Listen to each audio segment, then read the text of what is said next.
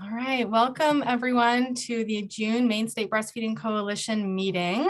Really great to see you all here. I'll go ahead and share my screen so we can take a look at the agenda. All right. Can you all see the agenda, or are you seeing my email box? We can see it. All right, thank you. So today we are going to hear from Jenna and Marion about infant sleep and breastfeeding. Once we go through the other start to our meeting. Excuse me. So first, I'd like to review our vision and mission. Our vision is that when every baby receives human milk, we will be a healthier Maine. And our mission is that the MSBC is a welcoming and broad network of people supporting families who value human milk and breastfeeding. Together, we work to enhance the culture of breastfeeding around the state through professional networking, advocacy, and education. And what we'll plan on doing next is I will give a brief board of directors update. Then we'll have a half an hour or so to hear from Jenna. And then for the bulk of the next part of our meeting, we will do what's called new knowledge worth having. And so I see many familiar faces here. You've been here and you've done this before. For those of you who haven't attended a meeting, thank you for being here today. What we do in that part of the meeting is you share anything new that's happening legislatively that could impact our work that would be good for everyone to know about. I have a few updates to offer on my own. You can also share what else is going on in Maine that you'd like to share. So any updates that you want to share, or if you have any questions for the group, if there's something that's been going on that you want to talk about. For instance, the formula shortage that many of us are experiencing on a regular basis. This is a great opportunity to talk about that, to share resources, to share what's going on, to ask the rest of us in this group how we can help. This is a great time for that. You know, if there's any new research you've heard about or any other challenges that you want to talk about, that's the time to do that. So Nicole Hart will be facilitating that. And usually what we do is Nicole will go through the participant list and essentially call on each person. So if you can be prepared to share something, that would be great. If you don't have anything to share, no worries, you can pass, or you can just say that you're here, you're glad to be here, whatever works for you. I don't want anyone to feel any pressure. Just know that you have an opportunity to be connecting with others. And then we'll just end with, going around again and sharing what we're taking away from the meeting and reviewing what is coming up on the Maine State Breastfeeding Coalition side of things. All right. So I'm going to go ahead and stop sharing my screen and share a little bit about update from the board of directors. And I actually may ask other folks who are on the board to share a bit too. So Amanda, put you on the spot. Would you mind sharing a bit about the Patchwork of Parenting event that happened last month, now that we're in June? I was so sad to not be physically able to be there that evening, but I want to thank everyone who participated in planning, especially Amanda and Brooke. I think I may have seen Brooke here, and any of the storytellers who may be here. Thank you for participating in that. Amanda, would you like to share more? Yeah. So it was a really great event. We had about 80 attendees, and we had 6 storytellers that went really well. We had a raffle where we raised about $700 for the coalition, and that was very exciting. Yeah, at the end, the sound guy came up to me and said that it was a very well-run event, which I thought was a big compliment from the sound person. So yeah, it was exciting, and it was very, very moving and intense stories, to be honest, but they were, what has been happening over the pandemic for a lot of people the past couple of years. And so I was really glad that we could hold that space for everyone to tell those stories in the same room together. So yeah, we look forward to the next one. Awesome. Thank you, Amanda. And flatbread benefit night, Amanda, while you're there, do you mind sharing an update from that? Yeah, sure. So we also I think it's like every second Tuesday of the month, Flatbread in Portland does a fundraiser for a local nonprofit. And so we usually do that every year. And we did that a couple weeks ago, or maybe it was a month ago now. I don't know time. And that went really well too. We made about $630 from that. And that's just anyone that buys pizza from a certain time frame on that Tuesday, we get a percentage from. So it's really low barrier fundraising for us, and very exciting to be able to be seen. We have a table there that we can interact with people too. So yeah, but if anybody knows about other event things like that, that fundraise for nonprofits, let us know, because we're always happy to get our faces out there for the coalition, or for the whole thing. Excellent. Thank you, Amanda. Other updates on our end, we recently went through a website revision process, which was really exciting. And that is live. And I'm going to put our website in the chat box if you want to take a look at what that looks like now. And if you have any feedback, if there's anything that, any links that aren't working or anything that you want to share with us, please don't ever hesitate to reach out and say, and give us that feedback. But we're excited about that. So when you have a moment after the meeting to poke around and look at it, please do. The other thing I wanted to update on, and you may have noticed this in the latest newsletter, and if you aren't receiving our newsletters, I sent one today and a couple of days ago about today's meeting. Notice the typo today saying June 3rd. So I'm glad to see you're all here and not joining tomorrow. In that email, if you aren't receiving those emails, then please let us know. You can either put your email in the chat box or send us a message at mainbreastfeeds@gmail.com. And we'll be sure to add you to the email list. And also you might want to check your spam box just in case you thought you were on our email list and you haven't been receiving the emails. It's possible they're going to spam. But in those latest emails, we had a list of our committees and the different focuses that our committees are focusing on, and also the dates and times that we're meeting. And we would love to have more volunteers joining these committees. Definitely the more people, the more hands, the lighter the work. So please, if you are interested, let us know, and we would be glad to see you in those meetings. We have our advocacy committee, and that is focusing on paid leave and donor milk legislation, and brainstorming any other advocacy or legislative opportunities. So please let us know if there's something that you have in mind that you would like to see us work on. We would be happy to consider that for sure. And we have our events committee, and that is working on World Breastfeeding Week coming up. So it had been very focused on the Patchwork of Parenthood storytelling event, and now we're focusing on World Breastfeeding Week, which I think is in about 8 weeks. And we are planning that now. So there's more info to come on that as we get a little further in that process. But we would love help with that. And in the second part of the meeting, when we're sharing new knowledge and want to network and collaborate, if you have any World Breastfeeding Week events that you're planning, please be prepared to share that with us later, and we can help promote those as well. We also have our workplace committee, and that committee is working on employee and employer toolkits. And we have a lot of that information on our website, you may notice when you check that out, but we're hoping to package that into something that is easy for employees and employers to use and have on hand. And there's so many opportunities for workplace support that we can be working on.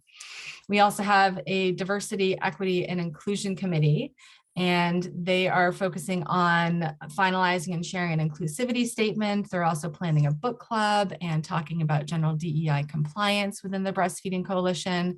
And there's so much more there, so many opportunities there as well. So if you're interested, that is another committee that's looking for more volunteers.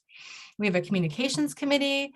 I saw Robin mention that she's chairing that meeting. Thank you, Robin. And so that committee is focused on anything communications related, the social media. Rihanna has been doing such a fabulous job of that. blog posts. Robin is doing a great job at brainstorming lots of topics, and we're going to see blog posts from her.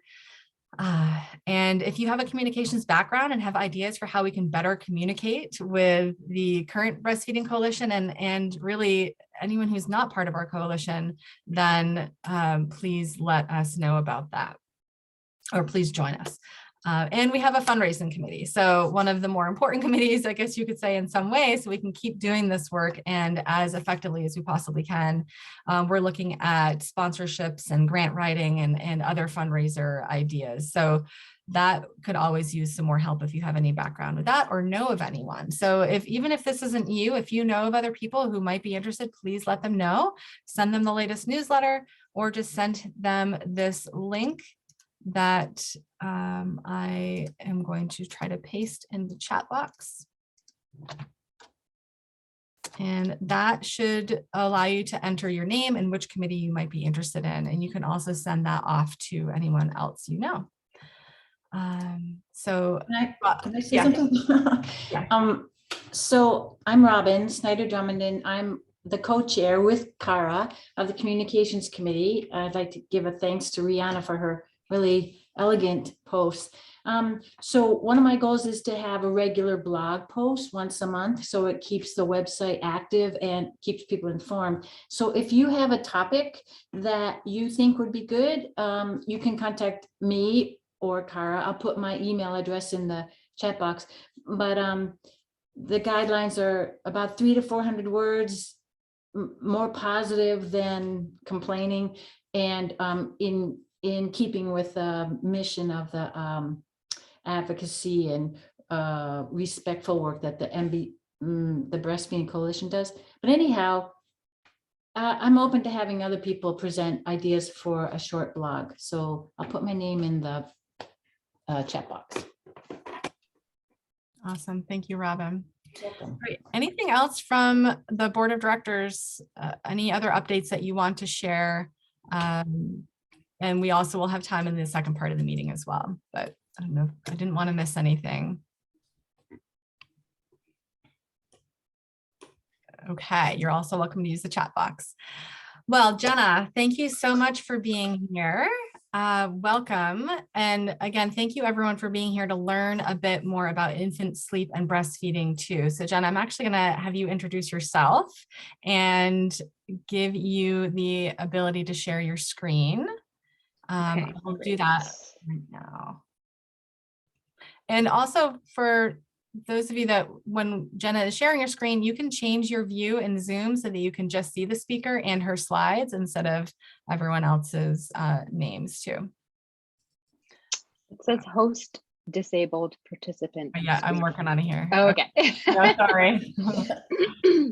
I'm very excited, as you can tell. Okay. Okay, are you good now? Perfect. Yeah.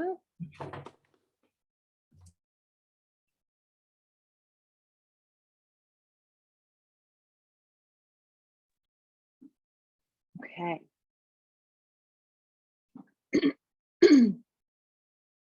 Okay.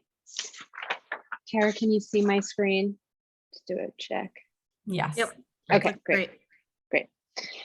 So good afternoon, everyone. My name is Jenna Marion, and I am a certified pediatric sleep consultant, lactation counselor, founder of Remedy Pediatric Sleep Coaching, and most importantly, mom of 3 boys.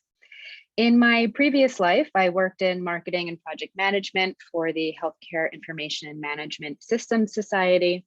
And once I left the corporate world after the birth of my first son, I quickly realized my passion for supporting new parents. And what better way to support parents than to help them and their children get better sleep? I truly believe there is a gap in postpartum education. While new parents may receive education around safe sleep, they are often left to their own devices and the internet to find best practices to get their babies sleeping well and sleeping enough. This overwhelm that comes from trying to figure it out all on their own, plus lack of sleep, only increases the chances of susceptibility to postpartum depression and anxiety, in addition to the likelihood of resorting to unsafe sleep practices. My mission is to help parents feel empowered, confident, and encouraged through the implementation of safe sleep improvement strategies in a breastfeeding friendly way, while providing the support and encouragement parents deserve every step of the way. In addition to this mission, one of my ultimate goals is to offer basic infant sleep classes across Maine, beginning with Maine Medical Center. I have recently accepted a position as part of their childbirth education department, postnatal parents. Eventually, I would also love to see postpartum parents go home with some of this information I'll be presenting today. So today I'll be quickly reviewing some of the basics of baby sleep science, steps parents can take to promote independent sleep, ways we can support breastfeeding while also implementing safe sleep practices, as well as making sure we set realistic sleep expectations with new parents. So now I'm going to talk a little bit about the science of baby sleep. Newborns have an underdeveloped circadian rhythm and no sense of day and night. This only really starts to develop around 6 weeks old, along with the hormone melatonin. Melatonin is made by the pineal gland. It helps our bodies know when it's time to sleep and wake up. And normally the body makes more melatonin at night, so the levels start to go up in the evening once the sun sets, and then they drop in the morning when the sun rises. Parents can help babies develop their circadian rhythm from day one. For example, when they start their day, open the shades, do the first morning feed in natural daylight, and get outside for some fresh air. Then for naps and nighttime, I always encourage parents to make it very, very dark and use white noise to replicate that womb-like environment. With time and when developmentally appropriate, babies will be able to differentiate day and night, as well as compartmentalize day sleep versus night sleep. Newborns need a lot of sleep, around 14 to 17 hours a day, and more than half of it is REM sleep. When the baby is in the state of REM sleep, that's also the ideal time to feed, especially if the parent is breastfeeding and trying to get a good latch. REM is an incredibly important part of sleep, especially for infants. Studies have shown that humans have trouble retaining information in their short and long-term memory without the support of REM sleep. And as babies learn so much every day, it's important their brain has time to process it all. Research also indicates that REM sleep stage is when neural connections go into overdrive, meaning that REM promotes brain development. And finally, there's believed to be a link between REM sleep and coping mechanisms. Coping skills are particularly important for babies to develop, as they will aid in everything from communication development to executive functioning. Bottom line is, restful sleep is so important for so many reasons. So this right here, the infant sleep cycle, is really the crux of what I teach new parents. Around 4 months of age, sleep matures, and babies' sleep patterns go from quiet and active sleep to a more dynamic cycle with 5 stages. This is commonly referred to as the 4-month sleep regression. However, it is not a regression at all. It is a permanent change in the baby's brain, and sleep will often not get better unless the family makes some changes to their baby's sleep habits. The infant's daytime sleep cycle typically lasts anywhere from 30 to 50 minutes. Ideally, for any one nap to be considered fully restorative, we want to see baby go through at least 2 full sleep cycles. Now, while it does take time for babies to developmentally be able to seamlessly transition between one sleep cycle to the next, I always encourage parents to practice this early on by putting baby down for a nap from an awake state. And if the baby is able to fall asleep independently at the start of the nap, they will have a better chance of falling back to sleep once they've completed the first sleep cycle. Same goes for night sleep. While the daytime sleep cycle averages 30 to 50 minutes, the nighttime sleep cycle is typically 1.5 to 2 hours long. So when parents are struggling with their baby waking every 2 hours at night, it doesn't necessarily mean they're waking due to hunger, but are usually struggling with falling back to sleep independently between those sleep cycles. Now, babies will wake up every couple of hours. We all wake up in the middle of the night, whether we realize it or not. we as adults tend to just roll over, fluff our pillow, and go back to sleep in between sleep cycles. The goal of implementing sleep improvement strategies is not to stop a baby from waking up.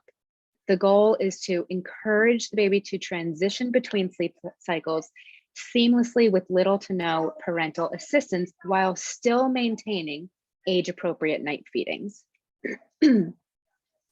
So in many cases, babies are struggling to independently transition between sleep cycles because they may be relying on certain sleep associations to help them go back to sleep, such as feeding or even rocking, bouncing, holding, etc. There are ways to slowly move away from baby relying on these things to make the transition a little easier on both the parent and the baby. And that's really a lot of what I do, support parents through the process of making changes to these sleep habits. For example, many newborns need to be fed to sleep before bed, of course. That's totally normal, and I encourage feeding parents to do so. And looking at this sample bedtime routine, parents can work very slowly to separate that feed from sleep so that it doesn't become the only way a baby can fall asleep. And this doesn't necessarily relate to just feeding to sleep. It can be anything like rocking or bouncing or other associations I just reviewed. When a baby rouses out of their REM stage of sleep, we want to avoid parents having to replicate that same environment they initially fell asleep in order for them to fall back asleep. So now I want to get into a little bit about the specifics of how and when parents can help their babies transition seamlessly between sleep cycles without the use of assistant sleep associations. Instead, we can use more independent sleep associations. First, a parent should create a sleep-conducive environment for baby. Parents should make the room as dark as possible using blackout shades and curtains to minimize any and all distractions that could prevent baby from falling asleep or back to sleep. Looking at a shadow or a stream of light or a toy in the corner of the room will be much more fun than falling asleep. 2, we want to use white noise to mimic the sound of the womb and block out any other noises that may startle baby. According to research, the ideal sound level is about 50 decibels from where the baby is sleeping. And there are certain apps that parents can use to test that level for safety. Again, we want to remove all distractions. So that means mobiles hanging over the crib or any night lights that may flash or shine things on the wall. We also want to make sure the baby has a safe sleep space. This means a crib or a bassinet with a fitted sheet only. Next, encourage parents to develop a consistent pre-sleep routine, which can be done from day one. It doesn't have to be long in the newborn period, just a diaper change, a book, putting on the sleep sack or swaddle and laying them down in the crib and saying your sleepy cue phrase. Over time, this routine signals to them that sleep time is coming. Babies love predictability and like to know what's coming next. And finally, make sure your baby has safe and comfortable sleepwear for both naps and nighttime. Not only is it used for warmth, this also sets another good cue that sleep time is coming. In terms of safety, I always recommend sleep outfits rather than swaddle blankets that can come loose if not done properly. I also like to provide families with this graphic to help them dress their baby appropriately for sleep based on the temperature in the room. And this helps parents avoid overheating a baby, which we know can be a risk for SIDS.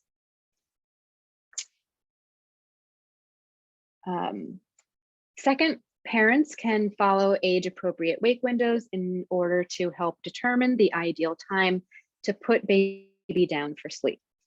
If a baby is undertired, there won't be enough homeostatic sleep pressure built up for them to stay asleep for a restorative amount of time.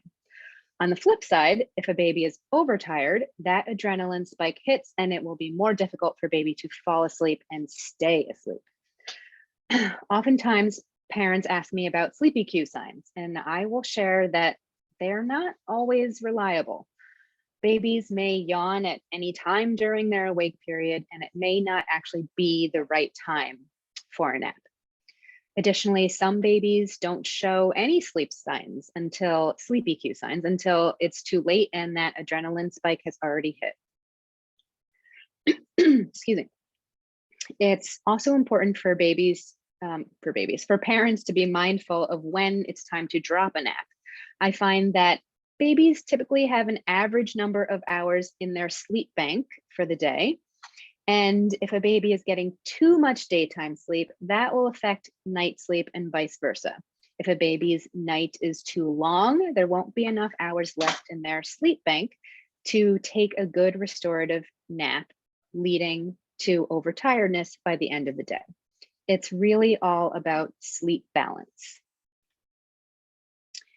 So once parents have created their sleep conducive environment and they're watching wake windows, here are the other steps to setting those good independent sleep foundations.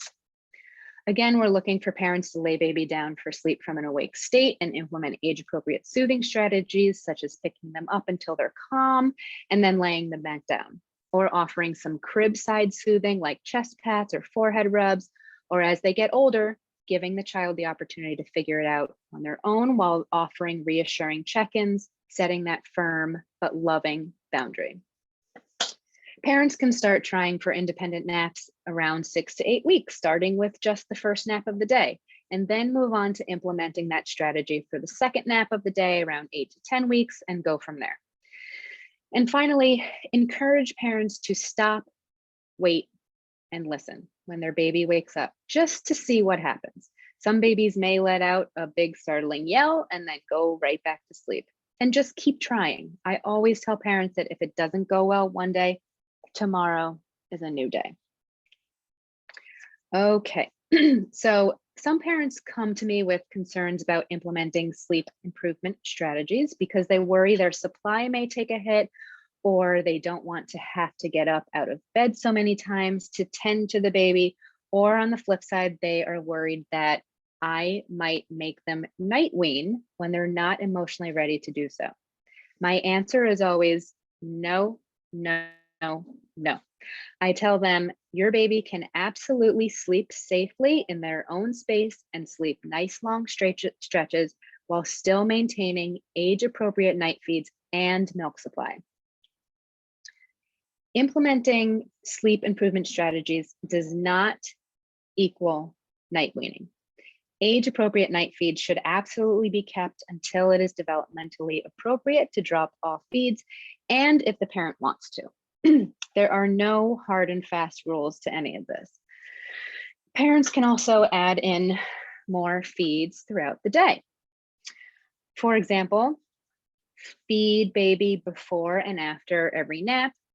And sometimes parents will feel concerned that the baby is, quote unquote, supposed to go a certain amount of hours between feeds. But again, I believe there are no hard and fast rules to feeding your baby, and the goal is to maintain supply. If the parent does feel like they are seeing a dip in overall supply due to longer night stretches, they can consider adding in a power pump session once a day. And finally, it's important to educate parents on milk needs for a baby. In the beginning, many parents, if not all, stress about how much milk their baby is getting. And this can cause what I like to call milk supply PTSD.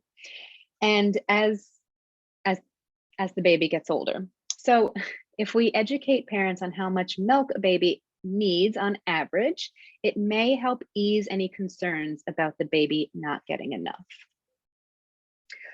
Parents can also make middle of the night feedings a little bit easier on themselves by preparing some things ahead of time.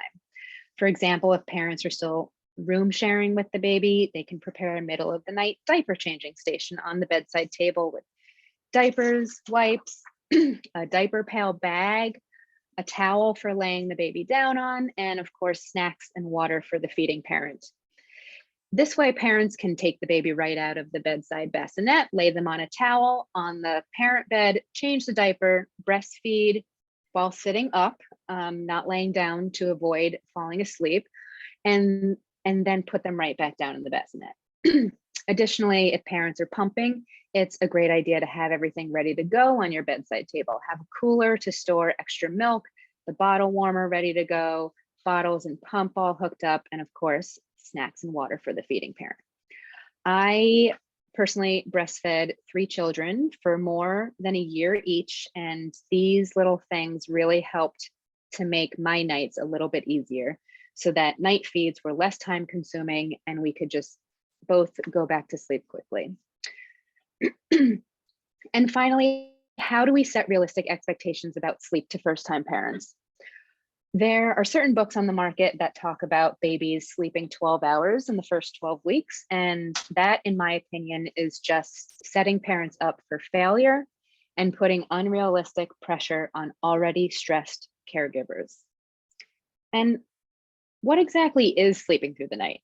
According to healthline.com, experts generally consider sleeping through the night as sleeping 6 to 9 hours, which doesn't developmentally happen until 6 to 9 months of age.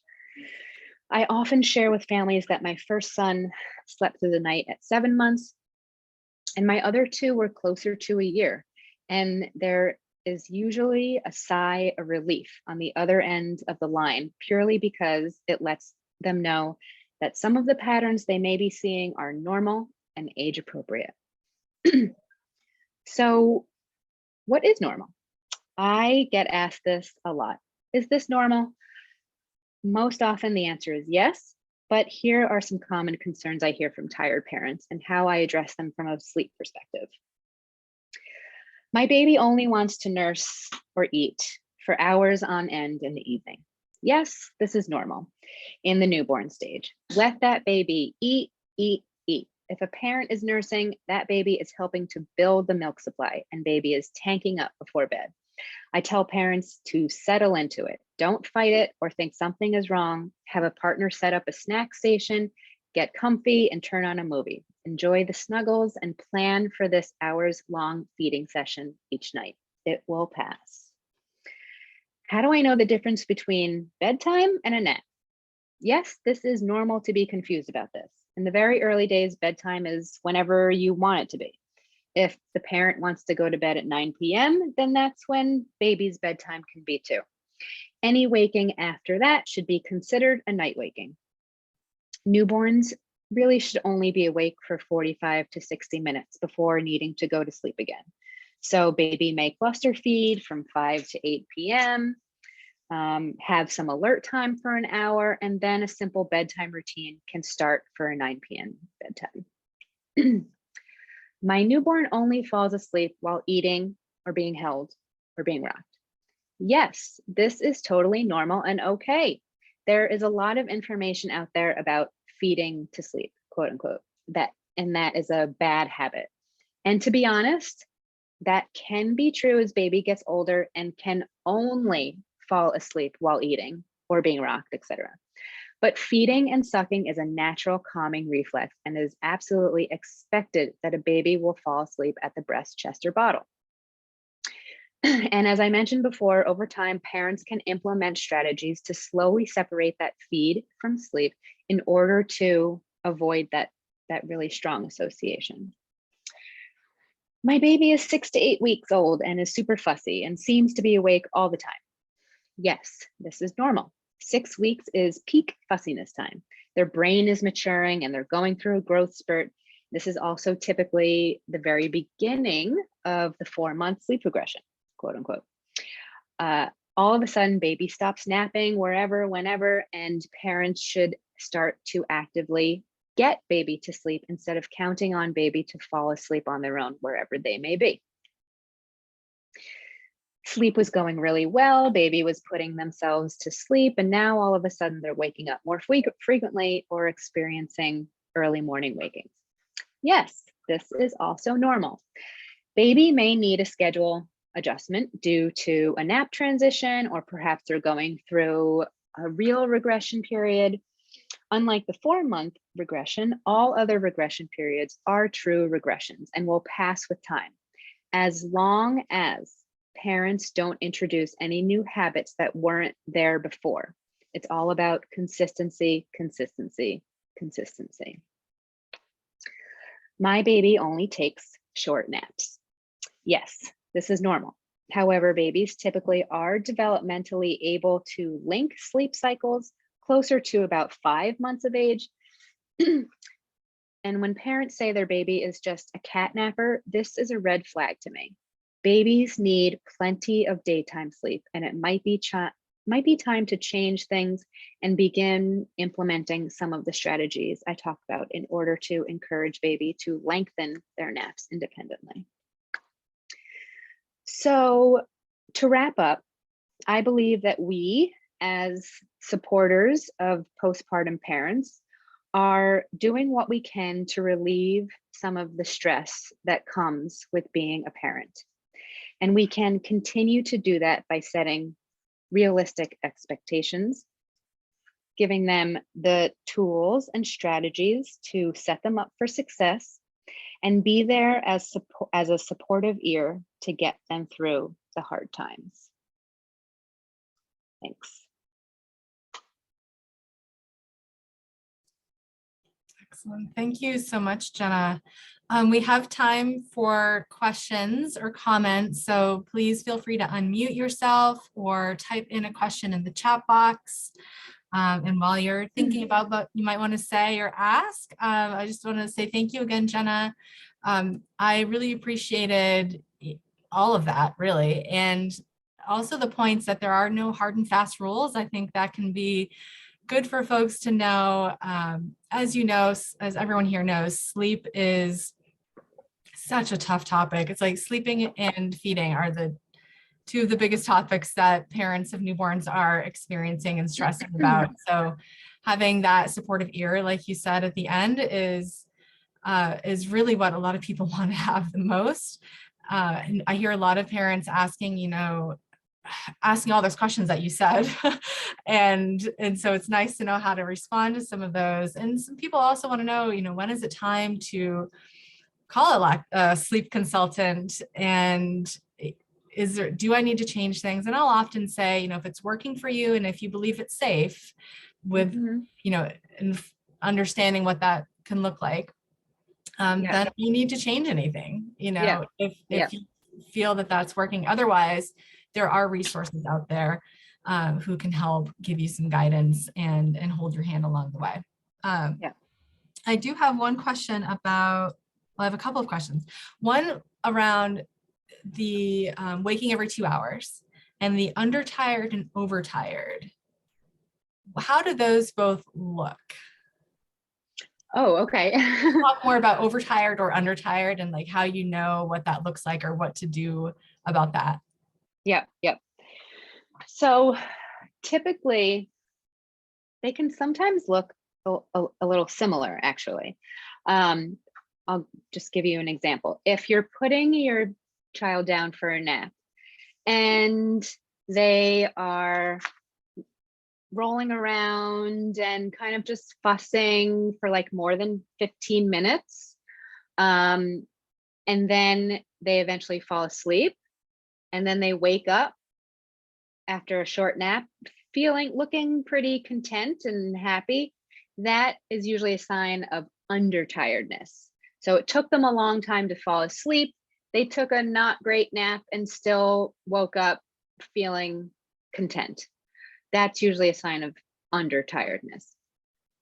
Overtiredness would be you put them down for a nap and they're really having a hard time falling asleep. They may like fall asleep and then jolt themselves awake, and then they'll try again and fall asleep and jolt themselves awake, and lots of crying. And then again, taking a not so great nap, a short nap, and waking up really upset. That's usually a sign of overtiredness. And typically for the nighttime sleep cycle, if you're putting your baby to bed around 8 p.m. and they're having a wake up within the first hour, that's usually a sign of under or overtiredness. But most often than not, it's overtiredness. That last wake window before the last nap of the day and when you put them to bed is really important one, not to stretch too far. Does that help answer your question? Yes, thank you. Okay. Thanks. Robin has a question. Robin, do you want to unmute yourself and speak to that? I'm happy to read it if you. Hi, Jenna. Hi. So I know that I'm pretty sure at Maine Medical Center where you're going to be teaching, the parents get some information, a video about the purple period, Mhm. and they refer to it in other cultures all around the world. So I'm just wondering what your thoughts as a sleep consultant. It seems to be developmentally normal, even though parents are exhausted and feel they're doing something wrong or something's wrong with the kid, but it's just a normal thing where babies just cry for a couple hours and then they grow out of it. So what would you say as a sleep consultant? So now, are we referring to colic? Something that can be diagnosed as colic. I usually ask parents, has your baby have they received a diagnosis of colic? And that doesn't necessarily mean like I can't offer them help. But that's always just helpful for me to figure out like what that baby's temperament is and how that baby is acting at certain times. But when I hear parents say that their babies are crying for hours on end, first of all, I do ask them several questions. I ask them if they've been evaluated for a lip or tongue tie, only because a lot of crying can happen because they're swallowing air and gas, which could be because of a feeding issue, and that could be due to a tie. So I do ask that question. And really, newborns they're babies. Human beings are the only species that are born too early because basically their heads are too big. Their heads get too big to fit through the canal. And when they are born, they're like in outer space and they have no sense of spatial awareness. So they want to be close to their parent and held, and lots of movement, lots of noise. So, and I think we as a society think I can just lay my baby down somewhere and go about my business. And newborns don't really love that a lot.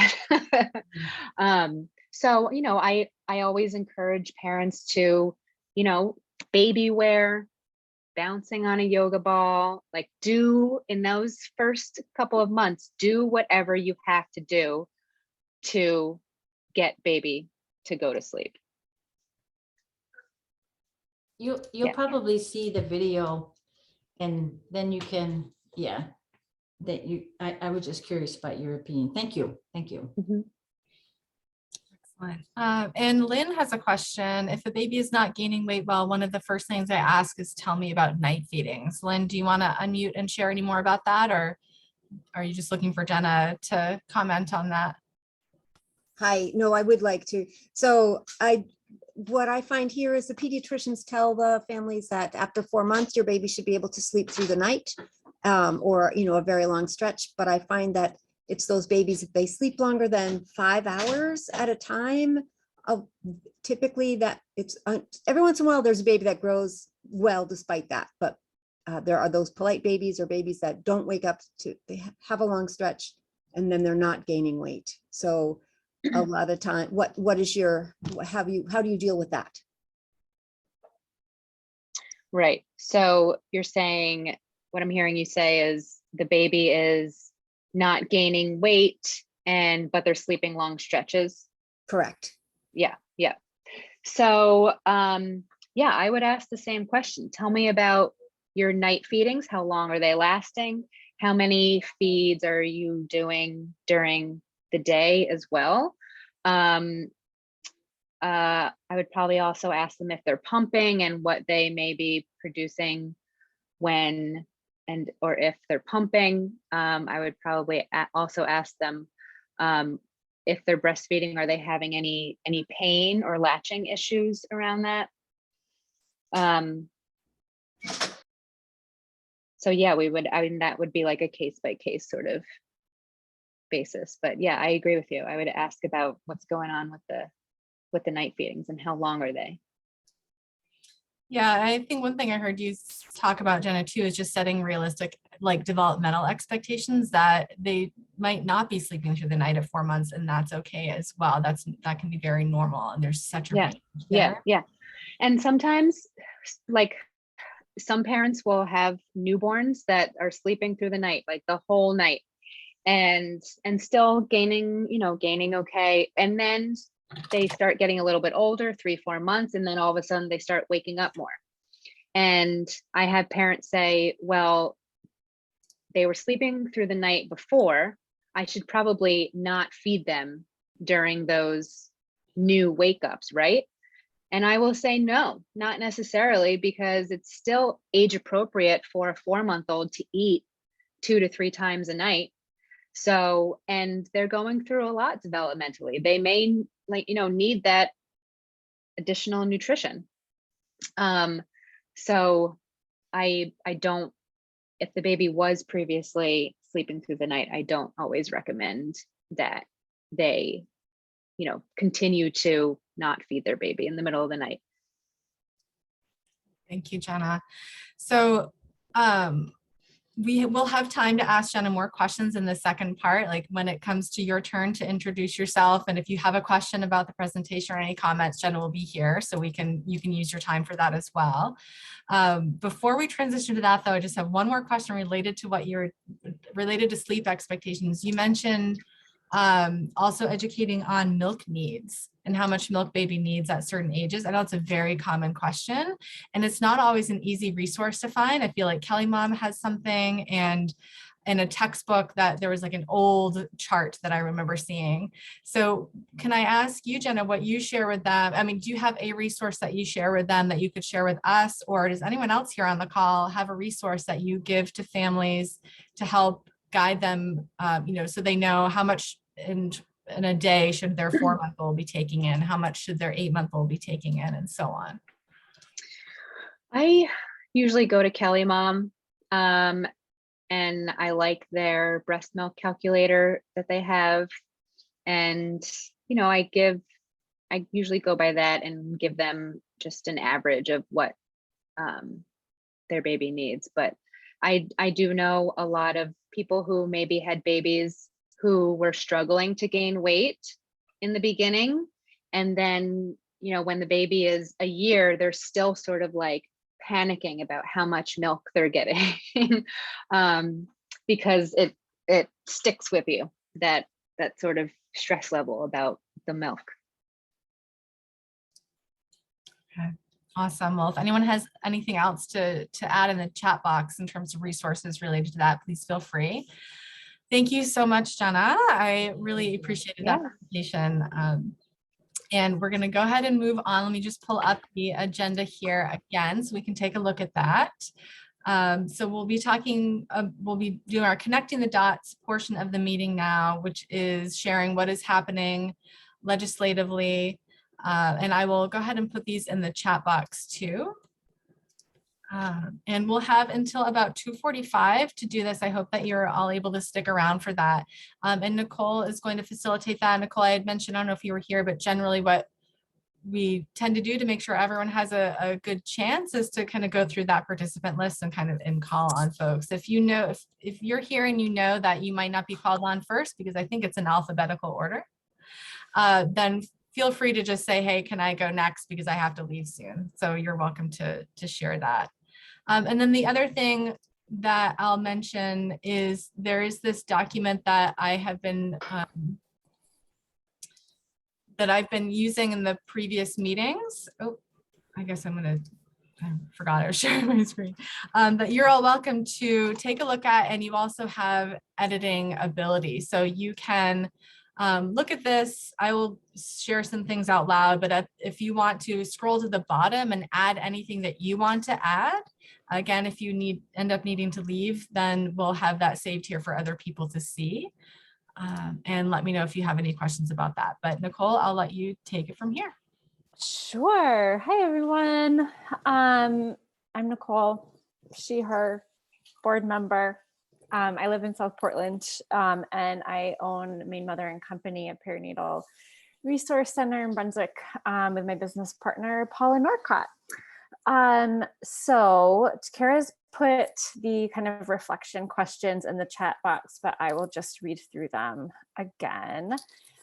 So as you introduce yourself, you can answer all of these. If you have an answer to all of them, probably there's just like one of them that's speaking to you.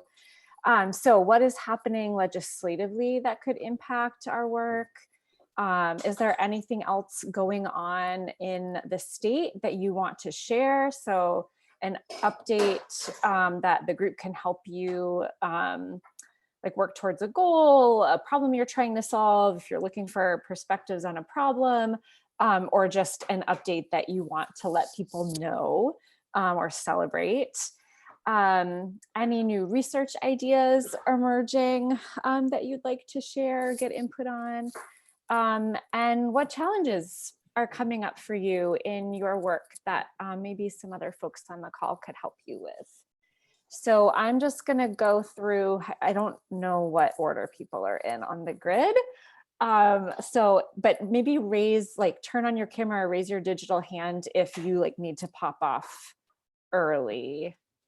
I'm looking at the participant list for that. Oh, well, you're next. You're first, Robin, on my screen anyways. So why don't you go, Robin? Oh, good, because I have to leave at 2.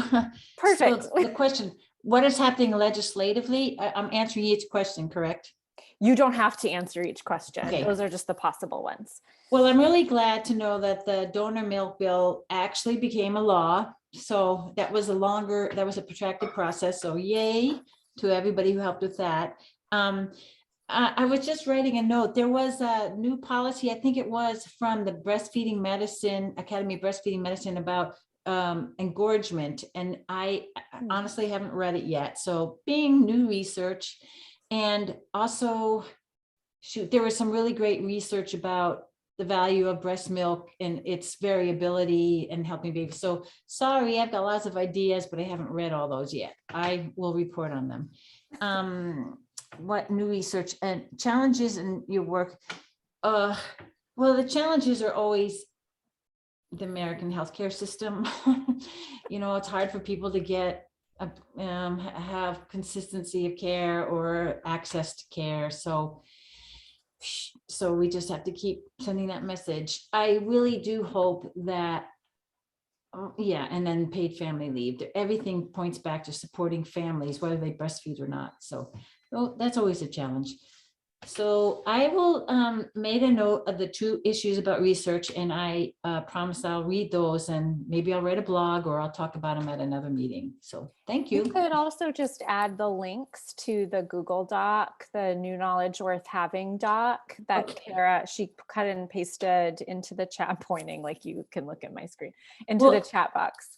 What I'll do is I'll copy this link and then I'll get to it later. Yeah. Oh yeah, not right now. Not right now. Okay. Great. Thanks, Thank Robin. Thank you very much. Jenna, how about you? I know you just spoke, Yeah. but I'm gonna give you a chance because you're next on my screen.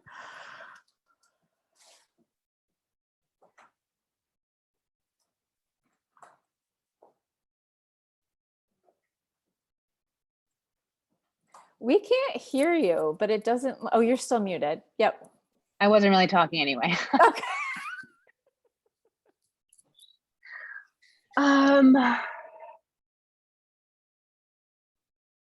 What new? Okay. Well, I do want to say, I don't know if this is a new research idea, but Robin sent me an article from Clinical Lactation Journal about sleep training. And I thought that was really interesting. So I'd love to talk to you more about that, Robin. But it basically said that, and first of all, if you didn't notice, I do not use the phrase sleep training. I don't use it because I don't like it. It's and it's a negative connotation, and it just turns people off. So I always say implementing sleep improvement strategies, not necessarily as concise, but I think it really defines it a little bit more clearly of what I do. But anyway, it said that sleep training doesn't improve infant sleep. And from my taking of it, it was tracking like through different things on the baby's head and monitoring their sleep, that sleep training didn't minimize the amount of wakings. And I kind of read that and went like, duh. I mean, it didn't minimize the amount of wakings because, like I mentioned in my presentation, babies will wake every 2 hours. That's the sleep cycle. That's us too. We wake all throughout the night. We just don't cry about it. So I felt like it was a little sending the wrong message. I personally felt like. So that was a really interesting article to read. And challenges that you're having in your work that colleagues could help you with.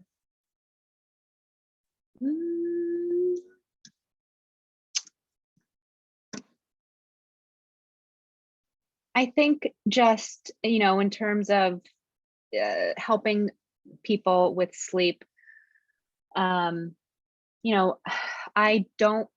challenges are parents being scared to make any kind of changes. And I don't want parents to be scared about talking to someone like me, like a sleep consultant or whatever, because we're here to help and support and figure out a plan that like works best for that particular family. Spread the word that sleep consultants are nice. We're not anything to be scared of. Will do. Thank you. Nina, do you want to go next? You don't have to answer forever, and you don't have to answer all the questions if they don't apply to you. And you don't have to answer any either. You can just say, hi, I'm here. I'm happy to be here. I learned X from Jenna. I'll do that first.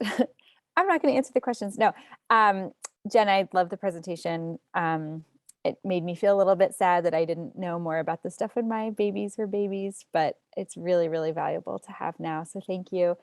I think, like Robin said, the things that have been on my mind a lot lately are really big picture stuff about more federal and institutional support for families and parents, and paid leave, access to healthcare, more systems in place for support. So it's nothing really specific or groundbreaking, but in light of everything that's going on in the world right now, it just seems like there's so much need for families and parents to get the support that they deserve. So that's what's on my mind. Thanks for showing up today, everybody.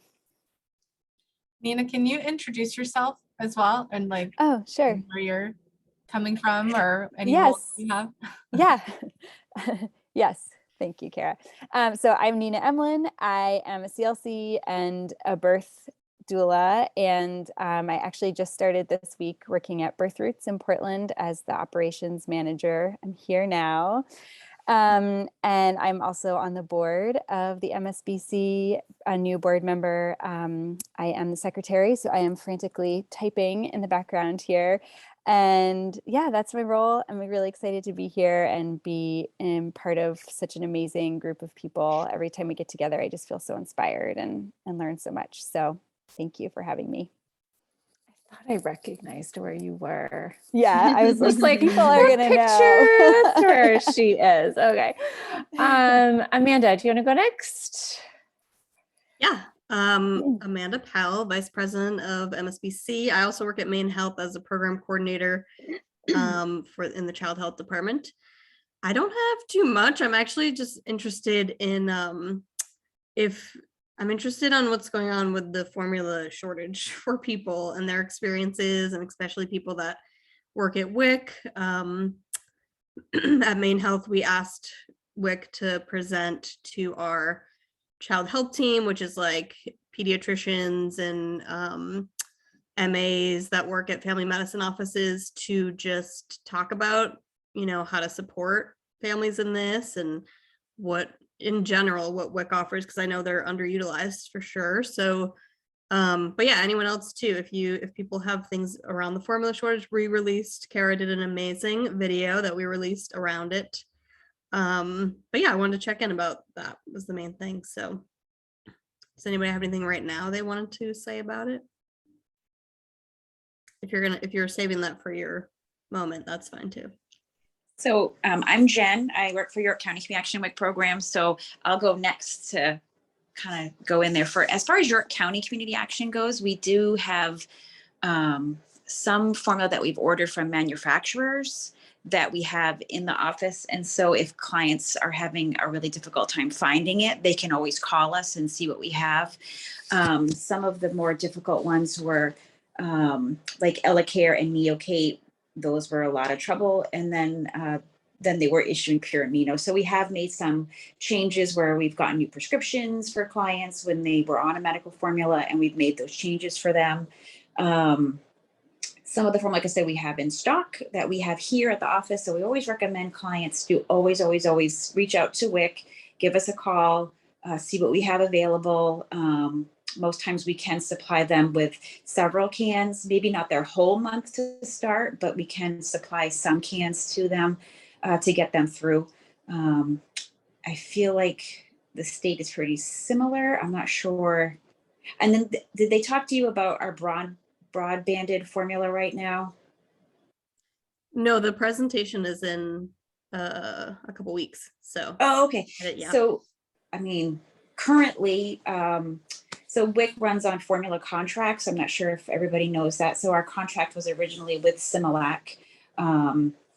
And currently the waivers are in place until, I think they said fiscal year, but like August, to broadband our formula, what we call broadband. So instead of having a specific brand on the person's benefits, it will now say 7 cans of standard milk-based formula. And we have a list of substitutions that are allowed for that. So if a participant cannot find Similac, because that was our contract and that was recalled, if they found Infamil, that was a similar product, a similar size can, or allowable substitution, they can purchase that one instead. So that's part of what WIC has done. And then it'll be like a standard milk-based, a gentle formula, a sensitive formula. So their benefits will be more what we call they're broad-banded. So they can purchase any one of those substitutions that are listed. And they're all listed on our WIC Shopper app. There's a scrolling banner at the bottom. If you tap on that app, it will talk to you. It'll give you a list of all the substitutions that folks can make. But it's been interesting to say the least. It's been interesting to say the least. We are completing too also a breastfeeding training that's on Tuesdays and Thursdays. So we've been doing a lot of breastfeeding trainings as well. That's York County. Thank you. Thank you for all the good work everyone at WIC is doing right now. Oh, You're thank you very much. Your butts off. It's really important. Yeah, it's been amazing to try to assist families as best we can. So that's always nice when we can offer some assistance. Yeah. Okay, Rihanna, you are next on my screen. Hi everyone, my name is Rihanna Plord. I am the breastfeeding coordinator at Bangor WIC, and I have quite a bit of updates today.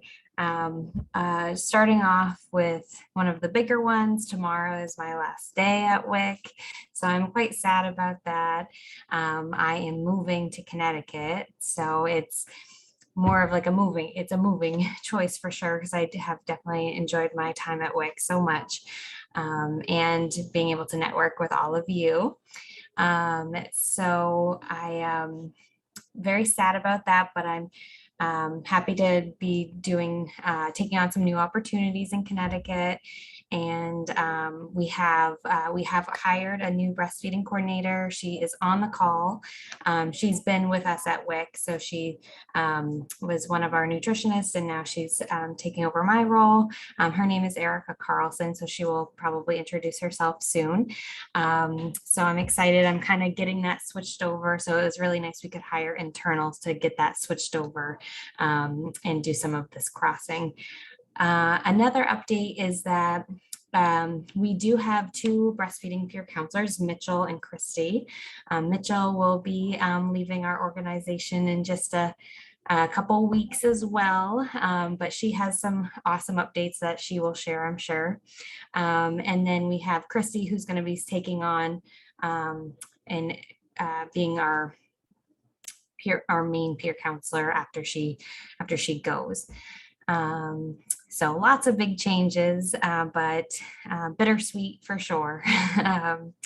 And then another update that we just heard about, and you guys might have heard it too, yesterday they just announced that Mother's Milk Bank Northeast or Northern Light has partnered with Mother's Milk Bank Northeast to open a drop-off center, it looks like on June 6th through Northern Light Family Medicine and Residency.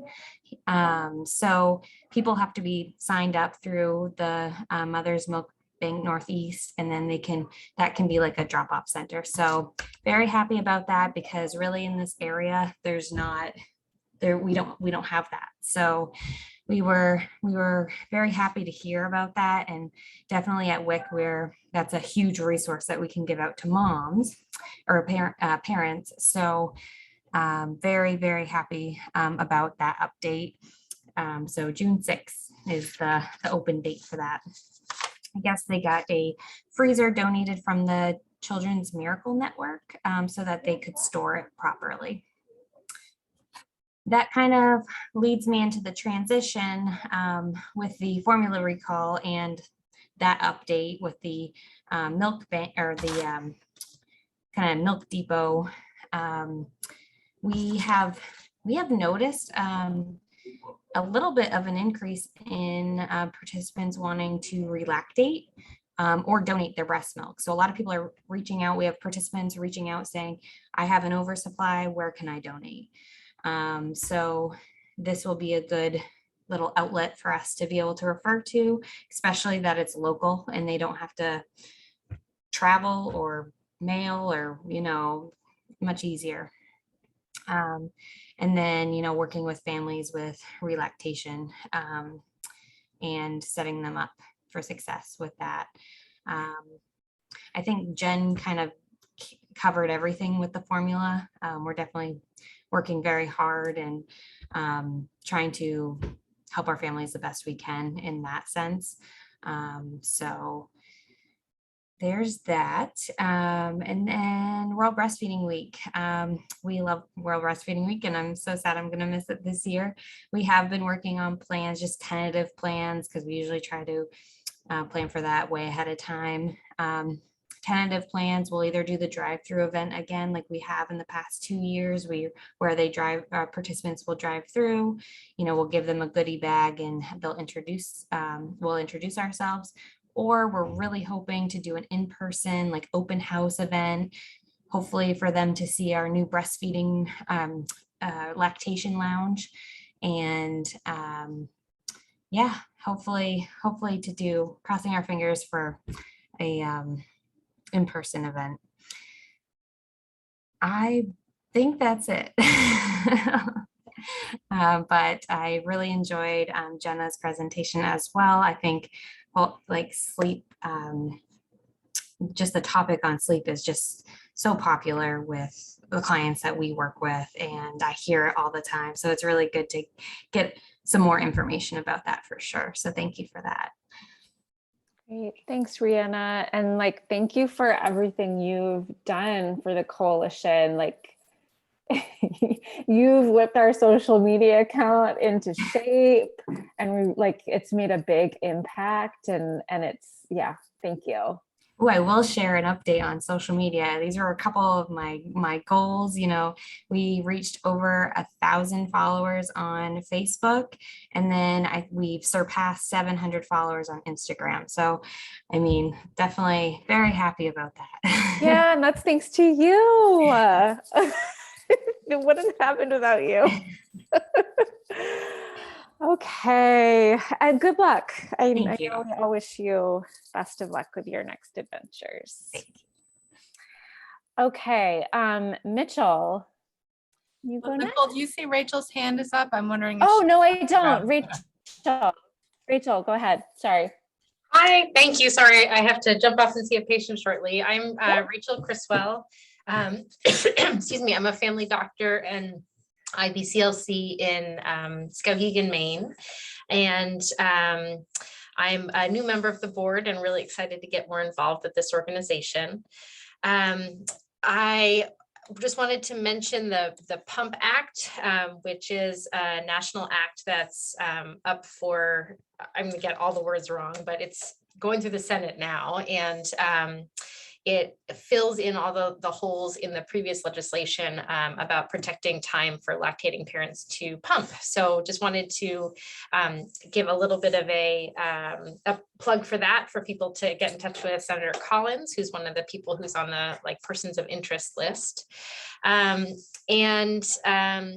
In terms of new research ideas, I think I've mentioned this before, I'm very involved in the PFAS contamination in our area in Maine, and working with a lot of young families who have breastfed or are considering breastfeeding their children, but have exposure to these PFAS. So I am trying desperately to find funding or personnel or something to get a research project to help identify levels and long-term effects of these chemicals in lactating people and children. If anyone has any leads on grants, let me know, because that seems to be a really tough thing to do. But I just want to say that I'm really grateful for this group. And Jenna, what a fantastic presentation. I wish I could just play that for all of my new parents. That was fantastic. So thank you all very much. And sorry that I have to jump off early. Thanks, Rachel. Okay, Mitchell, back to you now. Not a problem. So I am Mitchell. I've actually been a breastfeeding counselor here, breastfeeding peer counselor here at WIC for the last 5 years. And I'm leaving. My last official day is going to be next Friday to open my own CLC practice in Brewer. I will be accepting insurances as well as having a sliding scale fee. I'm working with Athena Health to get all of that set up to be fully HIPAA compliant. And I'm really, really hoping to be successful in this, be a really good community partner. I'm excited to be coming to the coalition meetings as well. Yeah, I'm pretty excited. Congratulations. That's exciting. Thank you. Sure. Okay, Carrie, do you want to go next? Sure. Hi, Carrie Louch. My pronouns are she, her, hers, and I am at the state office for WIC. Rihanna and Jen did a great job summing up a lot of the stuff we've been doing. We've also been trying to increase our social media presence on the CDC page. Unfortunately, WIC statewide isn't allowed to have their own Facebook page. So anything that is posted either goes through our local agencies or through the CDC. And they're very reticent to post anything that's specifically WIC. We have to tie it in with other holidays or occurrences. But thankfully, they've been great about the formula crisis and allowing us to promote to their larger audience. Most recently, we've done some posts that center around frequently asked questions that involve misinformation. I'm sure you've all seen the evaporated milk recipes and all of that. So we've been trying to target some of those. So if you have a social media platform that you're able to share any of that, the more people we could reach, the better. Also, if you happen to know of resources that exist on what we might be aware for folks that don't qualify for WIC, that would be super helpful. We're missing at least 50% of folks that would qualify for WIC. We know that obviously not everyone does. So any additional resources that we might not be aware of for where we can direct people that call in a panic, but we can't provide resources or services to, that would be super helpful. So yeah, just trying to increase the amount of information that's out there. It's a big thing we're doing with the formula crisis. Like Jen said, we are broadbanding, so we're allowing participants to get a lot of different formulas that they otherwise wouldn't be able to, store brand, things like that, just because even though there is Similac that's on the shelves that's not recalled, folks are understandably apprehensive to purchase it because of some of the stuff that's come out in the news. More than happy to answer any other questions. Our director, Ginger, loves meeting with people and talking about WIC. So if you have an organization that wants to learn more about this or anything, we're always happy to do that. Something exciting, separate from that, more in the breastfeeding world, we are working on a mobile baby break room and infant lactation station that we're going to be traveling with throughout the state. It's for outdoor events, for places that might otherwise not have private spaces for nursing parents to, either pump, feed, or change their baby's diapers. Right now, we're going to be at Common Ground, some events in the Auburn area, a lot in the Augusta, Kennebec area, because that's where I'm based out of. So if there are any cool events or events that you're personally doing that you'd like us to bring that to, we do it for free. We just pass out all of our information, but it's open to anyone. So if you know of anything cool going on this summer, I'm more than happy to load our tents up into my car and drive around the state. So that is, I think, the big and exciting things. I'm sure there's more, but.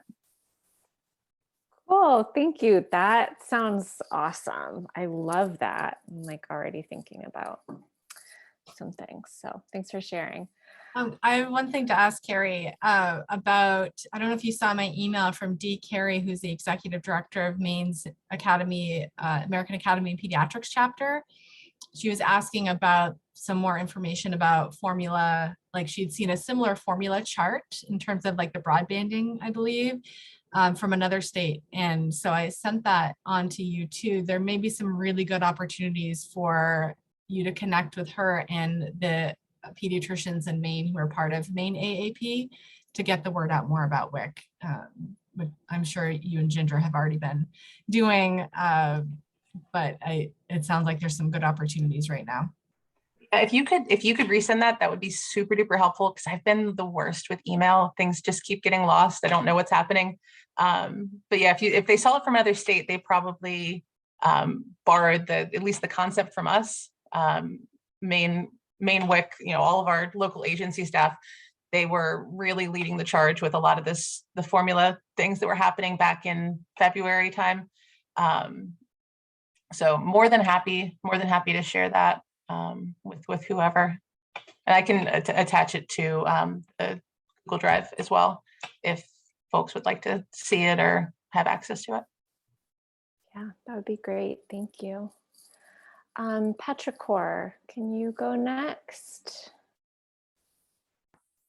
Hi, everyone. I'm Petrichor Nealon Campbell. My pronouns are they, them. I am an MSBC board member. I'm also the DEI committee chair.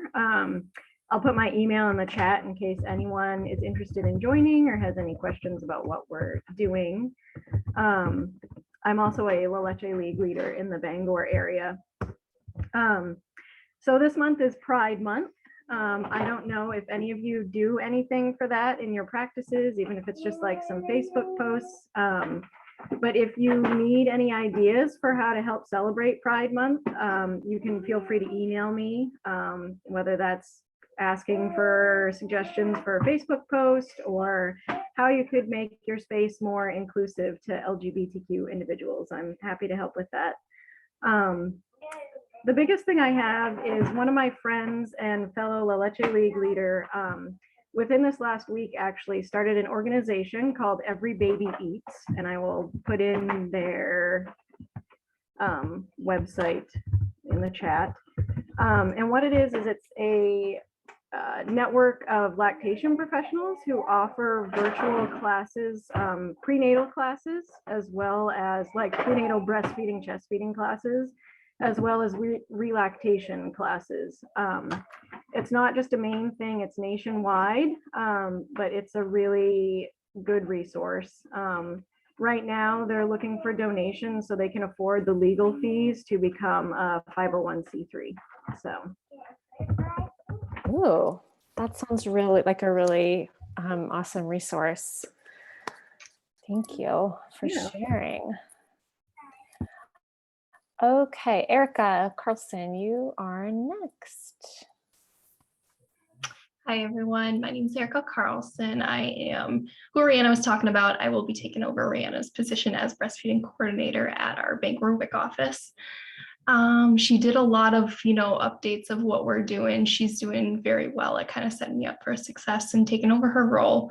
I do have some big shoes to fill, but I'm very excited to be here. I'm very excited to be taking over her position.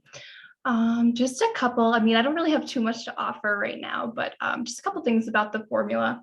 I have been at WIC for a little while now. I've been working as a nutritionist. So I have been, talking to participants one-on-one through our meetings, whether it's phone calls or in person, but it's been very hard through WIC, as many people know. But another thing that we've been doing that I don't think was brought up is just making sure that we have formula at our outreach locations, as we are going to those locations that are a little bit further away from our main office. So we don't just have formula in our office, but we are bringing it to us or to participants at our outreach locations, which we have seen has been very successful. We've been trying to see which formulas, what participants are using at those certain locations, because some of those locations we only go to, one day a month. So we want to make sure that we do bring that formula with us when we go to those locations. But yeah, other than that, I very much enjoyed Jen's presentation. It was a lot of information on it. So I'm very excited to be here. Great, thanks and welcome. Okay, Marion. You go next. Miriam, are you still there? I am. You I'm are. here. I'm here. It's amazing what you can do when you have your earbuds in and you're just like listening and like, hi everyone, I'm Miriam. I'm a new board member and excited to be here. I don't have a lot to add, though I have been following the formula shortage, of course, and have been finding it really interesting just how many, I'd say very well-educated, predominantly men, have a lot of false information about what's going on. So it's just been great to get as much information as I can to just be to be able to have those conversations. And it seems to pop up everywhere I turn, whether social engagements or, just chatting about random things. So that's been really present right now. I am trying to do a fair bit of grant writing, and I heard that somebody had mentioned looking for grants. So I'm happy to share the different grants that I have found. There are quite a few in Maine. And now that everything is, or a lot of things are virtual, it's, you actually can look in other states and across the country for grants. And so there is a lot. And just connecting those two, I've noticed that the language that I'm using, especially with the formula shortage, just fits right into a lot of current events when you're writing grants. And so if somebody is looking for funding right now, it's a really good time, just because it will spark interest amongst those who are reading for new grantees. So I would recommend for anybody who is looking for funding to try to do it while it's still in the spotlight. And actually, I just saw a headline that I think it's United Airlines is bringing over formula from the UK. And so that, if that's making the headlines of CNN, then it means that it's somewhat of a spotlight story still. And so, yeah, I would just try to do it while it's a hot topic. I think that's that's it for me. But happy to be here, and thanks for all the information, Jenna. I definitely use you as a resource for my child. So I can, and he sleeps through the night. So so I am an example of Jenna's hard work paying off. So Bodhi sleeps through the night. Wow. not every night, but a lot of times. Bodhi is a tricky baby. Okay, who's next? Gloria. Hey, can you hear me? Yep. Okay, because you don't have my video, but I'll just speak this way. That's fine. I wanted to say thank you, Jenna. Your presentation was wonderful. And I will definitely look up this topic because I have many mothers in our breastfeeding group who asked that question. So I'm going to educate myself some more on this for sure. Thank you. And I downloaded the law on the the coverage for the donor breast milk. My question to anybody is, I'm guessing I'm probably the only one who's working in a hospital at the moment, but anyway, has anybody activated setting up the charging system in a hospital for using donor milk and charging it through the main care program? And if anybody is aware of how that has been done, I'd be looking forward to knowing that piece of it. So that's my question there. And in terms of challenges with work, well, we've just discovered a month ago that our unit is closing. So I'm looking for work. So I'm looking for work. So there you have it. Gloria, I'm really sorry to hear that, and I'm glad to see you here. I'm sorry for you and for everyone else who works there, and for all the families who will be. Did you share where you work? I'm not sure if everyone heard that. I work at St. Mary's Hospital in Lewiston, and it's a very sad happening, and it's going to be a difficult change for all of us. And several people are making the transition to Central Maine Medical Center, and some are changing to other things. So it's going to be different. So yeah, that's the deal. Do you mind sharing if there's a radius of where you're interested in working, or what types of jobs you're looking for? Well, that's a good question. I just have 2.5 years left before I retire. So I really wasn't thinking of moving very far, to tell you the truth. So that is the challenge. And there's a lot of pieces in this puzzle for me. And so I'm if anybody has any ideas out there, I'm open to suggestions. So that's my thought. So Yeah. Okay. yeah. Sorry. Yeah. It's sad. You know, it's a difficult time to be making such a major transition. Yeah. So yeah. Thank you for coming today. Yeah. Were you going to say Yes. something else, Kara? Yeah. No, I'm good. Thank you. Okay.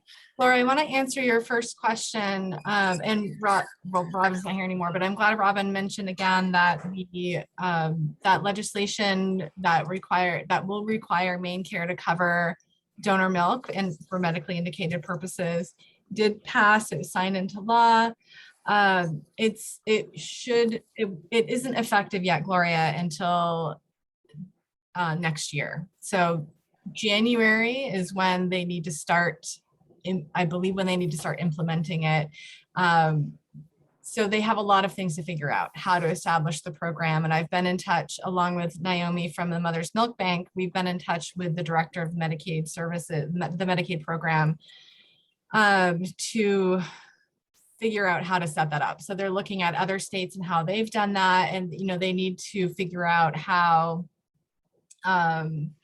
have some notes in that Google Doc that we shared earlier. I have some notes about this in there. So how members will access the benefits, is the donor milk going to be considered durable medical equipment supply, which is interesting. Some states consider it that, some states consider it medicine, some states consider it food. So they'll be working on that and hopefully getting something pulled together so it can be implemented as soon as possible. So we'll definitely be spreading information out about that once we have it. Good question. Thanks, Kara. Brooke. Hey, can you all hear me? Yep. Okay, great. And I just dropped in the chat to the final enacted version of the donor milk legislation. So if anyone wants to take a look at some of those details, that's in there. I also wanted to echo everyone. That was weird. Brooke, you went on mute all of a sudden. Oh, now? Now we can hear you Okay. again. I wanted to echo everyone's thanks to Rihanna and specifically for all of the marketing and promotion she did on the Patchwork of Parenting event, because that was a huge push and she designed amazing posts and got them out there. And I think the fact that we had 80 people come and raise so much money from the raffle was really thanks to Rihanna. So we're going to miss you a ton. Thank you for everything. Related, so I should have said this at the outset, but I'm Brooke Barron. I'm the treasurer of the Maine State Breastfeeding Coalition's board. In my day job, I work in the Maine State Legislature for Maine's Speaker of the House, Ryan Fecteau.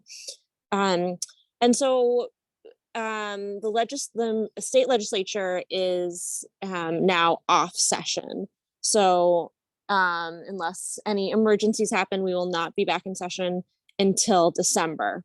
And that means that this is now the perfect time to be thinking about what legislation might want to come up next year to be introduced. So if you all have ideas, this is when you're going to want to start thinking about what legislation we could bring to Maine based on, I think a great way to do it is based on what's successful in other states and to start talking to legislators. Unlike Congress, where bills can be introduced at any time, in Maine, they can only be introduced basically in December. So early December will be when the legislators have to file those bill ideas. So summer and fall is the perfect time to be talking to them about what we might want to do. So just like a sort of a super heads up to be brainstorming, thinking, maybe looking what other states are doing. And like, as always, I, have to be careful about my official role and not having any conflict of interest, but I'm always here to give advice and I'm happy to talk through the process and make connections for legislators who might be good partners for us there. And I think that's all I have for now. Really enjoyed seeing some new faces today. Great. Thanks, Brooke. Emily, you are last but not least. Hi, everyone. My name's Emily. I'm just a dietetic intern. I'm currently at Bangor Public Health. So I've been working with Rihanna and Tara. I've been there for about, I want to say a couple weeks at least. So everything you guys have been talking about is really interesting. I haven't really had much of a background in breastfeeding or just really any childhood nutrition since for a few years at least while in my undergrad. So it's been really interesting to hear all of your perspectives and all of the new ideas. So thanks so much for letting me sit in. Sure, of course. Thanks for coming. Okay, Kara, you are actually last but not least, which you very kindly reminded me of. I do have a few things and they're really mostly in that Google Doc, but I'll go ahead and share my screen again so we can just kind of look at that together. So one is just that there are a few ways to donate to the MSBC. I'm just going to skip to that part in that Google Doc. We do have our previous New Knowledge Worth Having documents available if anyone wants to see other things we've talked about. They're full of resources, parent education resources, continuing education resources. So you're welcome to browse through that. Some continuing education resources that I just had open in my tabs recently. The New Hampshire Breastfeeding Task Force has their conference next Monday, and you can register with that link. And CHAMPS or Inspire Health has a professional education website that is really great, as does the IABLE, or Institute for Advancement of Breastfeeding and Lactation Education, or lacted.org, has some great education. And then there's the Main Mom Echo series that there are lots of Echo series that I'm learning more about. Main Mom is one that has a lot of great topics. There's a ton of info in here. I will be doing a presentation on the 14th of June about breastfeeding for patients with opiate use disorder. And so you're welcome to sign up for these. If you work with families who have substance use or opiate use disorder, you're welcome to sign up for this series. There are lots of really great topics coming up throughout the rest of the year too. There are also some maternal mental health resources that I've come across recently. Those are just a few. I didn't have time to populate it with everything. But our website, mainbreastfeeds.org, has a lot of other resources as well. But one that, speaking of advocacy work, Brooke, and seeing what other states do, the March of Dimes, this Becoming an Advocate PDF document that they have, has a lot of what other states have done for maternal mental health support. So what legislation they've put forth to make sure that there are better maternal mental health supports available. And it's something I think we should look at. And I'm hoping to connect with other folks in the state around maternal mental health and see what role the MSBC can have, and just to better understand what is our state of maternal mental health services right now. And if you're interested in being part of that, let me know. Like I said, we have an advocacy committee that can talk about a lot of this. Paid family and medical leave. So the latest with this is that the commission met recently and they reviewed the actuarial study and have a plan for it. And with a timeline for the next 6 months, they're going to be developing policy recommendations to send to the next legislature. So that is something that hopefully will move forward well and could be passed. There's also a ballot initiative in the works. So this is a different pathway to get something passed. I'm learning more about it myself, but that is mostly being led by the Maine People's Alliance, and the Maine Women's Lobby is a part of that too. They're kind of co-working on that ballot initiative. So some possible action steps for paid family leave coming up would be to help collect signatures for that ballot initiative. I'll understand that more. I think they were supposed to be given some feedback by today about the application essentially that they put forward around that ballot initiative. So we'll be hearing more about that, and engage any candidate. So anyone who's running for any sort of office this fall, you can ask them where they stand on paid leave. You can ask them how much they know about maternal mental health and about breastfeeding. And, you can start talking on your own with more candidates, and we're happy to help with that. Brooke, I'm sure, could help us with some guidance around that too. But Paid Family and Medical Leave Coalition will be putting together some talking points, what questions to ask, how to go about that specific to paid leave, but we can also be thinking about that in terms of breastfeeding support. And then we're still collecting stories. So if you have a story about paid leave, how has it impacted you? If you had it, if you didn't have it, what would you like people to know who have decision-making power? I'm collecting stories. I'll do a Zoom interview. I'll do a phone call with you, and we can record it and have a transcript. And I basically try to pull that together into, 300 to 500 words, to share your story in your words. So if you want to do that, great. If you know of anyone else who might have some things to say about it, then please connect them to me. And then one thing I just saw today is that LD 1357, an act to require private insurance coverage for postpartum care, was signed into law, and that requires insurance companies to treat postpartum care as an ongoing need and not as a single visit, requiring insurance to cover a 3-week checkup and a 6-week checkup. And it will not be able to deny coverage for pelvic floor therapy. So I saw this on the Restore the Floor site, which was a great update to see.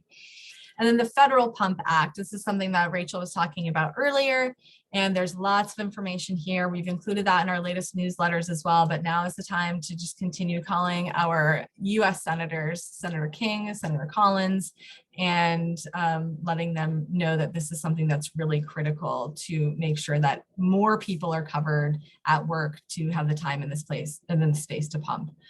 And there's a neat opportunity. What Moms Rising has put together these liquid gold kits, I guess, that you can bring to our US senators' offices in Maine if you want to sign up to get some of those kits to bring over to, if you are near one of our senators' offices, you can sign up to do that, and that could be a neat way to get some messaging across too. Let's see here. And the Opportunity Alliance, I don't know how many of you knew Leanna Popkin, but she has left her position at Maine Families as the program director through the Opportunity Alliance. So they're looking for someone to fill that role, and that information is here as well.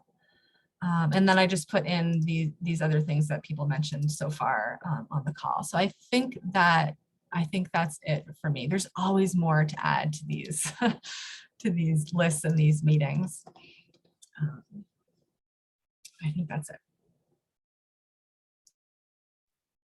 That's everyone. You were the last one. So is there anything else on the agenda, Kara?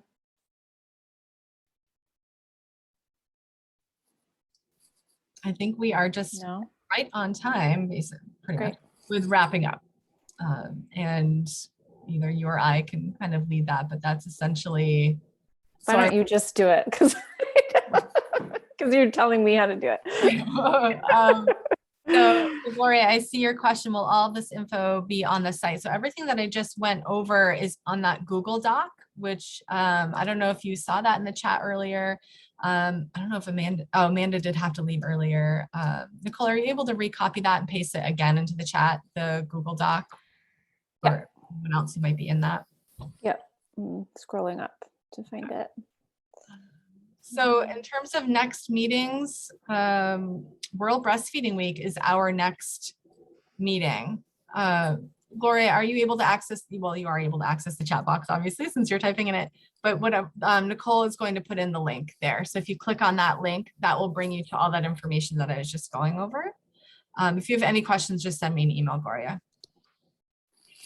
So our next coalition meeting is going to be that first Thursday in August, which is during World Breastfeeding Week.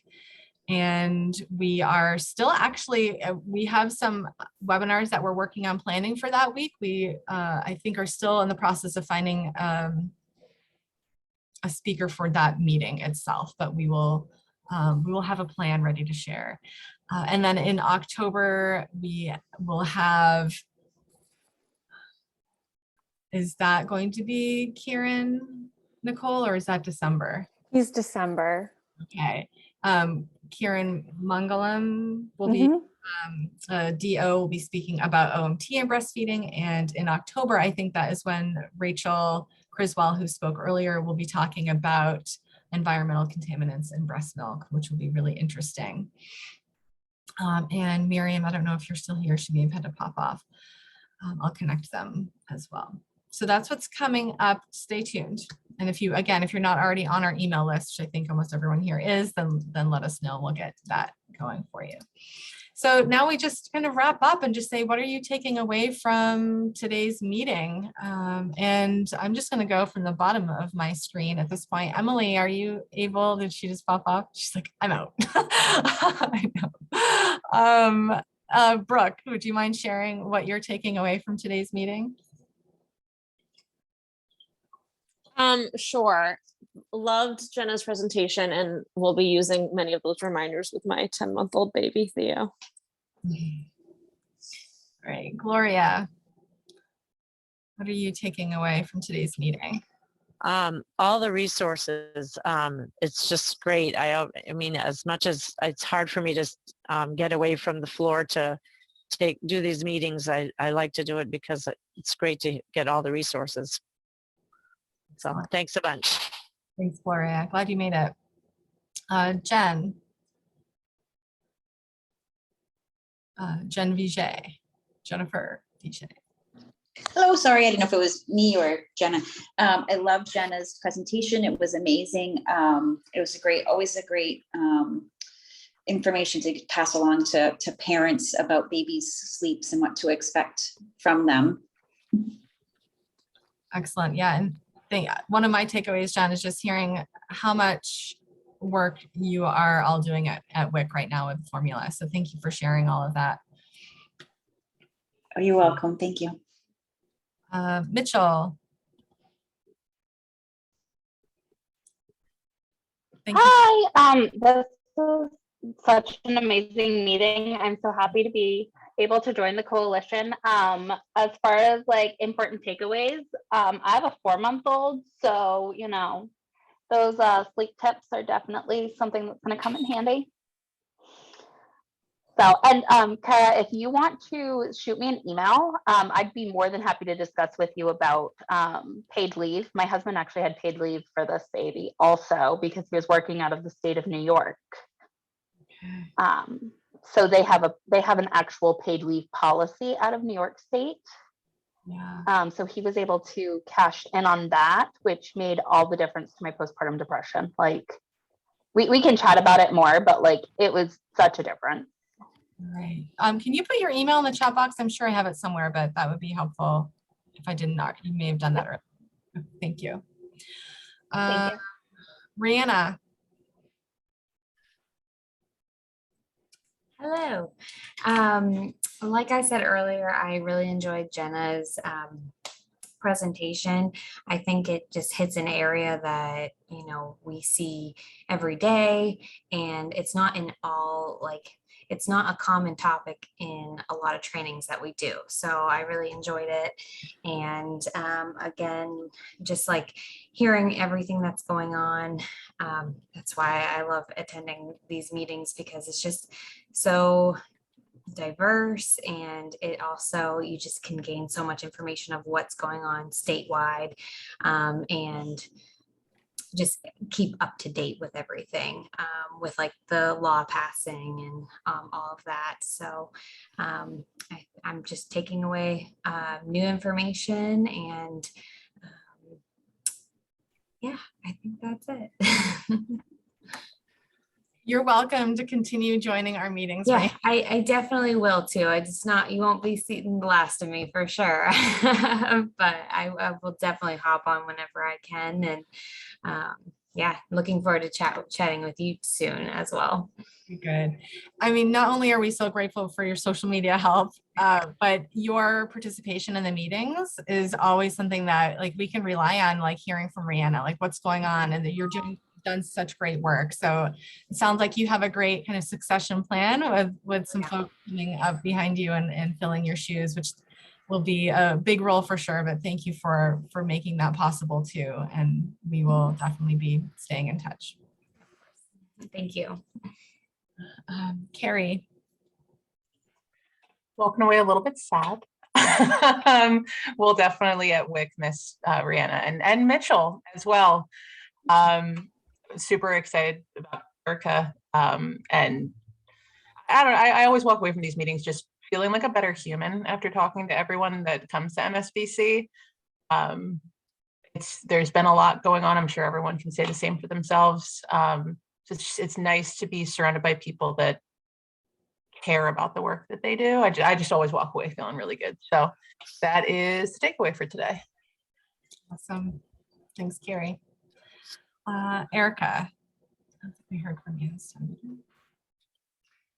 So I mean, the whole meeting was fantastic, but Jenna's presentation was great. That's a lot of great information to share with our participants, because that's something that's brought up all the time, is sleep. And I think that's great, but I was just so intrigued by what everyone had to say. It's really a great like meeting to get to know everybody, and like many said, like what's going around, like around the state of Maine. It's great. I took away from pretty much what everybody said today. So yeah, thank you. Thanks, Erica. Glad to see you. Nina. Yeah, I mean, same as what everyone said. I loved what Carrie said about walking away feeling like a better human. I agree. It feels sometimes like there's so much happening in the world. It can feel really overwhelming and sad and sometimes lonely. And so it's nice to be with a group of people who are really on the ground helping families, and just feels like not all hope is lost. We can make change, and that's a really great feeling. So thanks, everybody. Thanks, Nina. And thanks for taking notes. Yeah. Nicole, I think you are last but not least. Sure. I mean, I think it's just always good to connect with everyone, similar to what a lot of people have said. I really appreciated Jenna's left, so she doesn't get to hear all of the praise, but I appreciated her presentation a lot. And it's a good reminder about all these sleep things. And now I know what she tells people when I send them to her. So it's just, it's always like nice to hear. Yeah. Any other last thoughts or questions or requests in these last few minutes? Okay, well, thank you all so much for being here and sticking out these 2 hours. I know that can be a long time to be on the computer, but thank you so much for being a part of it and contributing, and look forward to seeing you again soon. Gloria, I see you're unmuted, or are you about to say something? No, I'm good, thanks. Okay. All right. Well, excellent. Enjoy these extra 2 minutes to your day now, and we will see you soon. Thank you.